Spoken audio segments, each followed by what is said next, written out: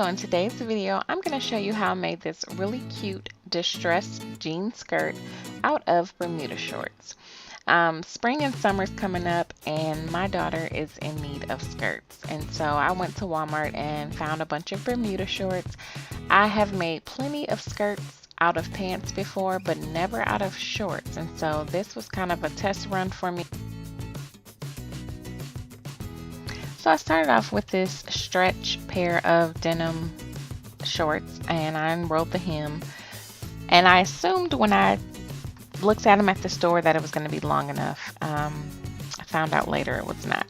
But anyway, once I unrolled the hems, I just went ahead and I'm going to cut both sides of the inseam of the short. I usually would use a seam ripper if I was doing this out of a different fabric, but because this denim is a little bit thicker, it required me to just cut it. So once you cut up both sides of the inseam of the short, you're going to then want to cut up the front seam that creates the beginning of the crotch. And what you want to do is cut it up to basically the bottom of the zipper. Don't get too close because you don't want to accidentally cut the zipper. This will allow you to lay that front flap over flat. I did not know how to do this back in the past when I used to do pants into jeans a lot, and so sometimes I would end up with kind of like a weird bunch at the front, but I learned this little trick and it has allowed me to have a much better and more professional looking front. There was a little piece of fabric from where the front and back crotch met, and so I just cut that out so that it would lie a little bit flatter and it would be easier for my machine to sew over that portion. I want to make a note that when you pin the front flap over, the front seams of the leg will create its own opening. I pretty much did the same thing to the back as I did to the front. I just cut that crotch seam up into where you see it will begin to kind of curve to create that crotch so that I can flatten it at the back as well. It looks like there's going to be a little weird bunch, but it's really just I didn't press out the skirt, and so that's what that wrinkle is in the back.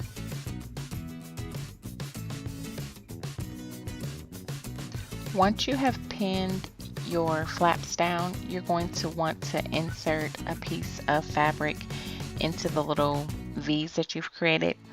If this were jeans, you would normally just take the leg of the jean that you've cut and insert it into the V, but because these are shorts, I had to use a scrap piece of fabric to insert into the front and back little opening that you create once you cut open the shorts.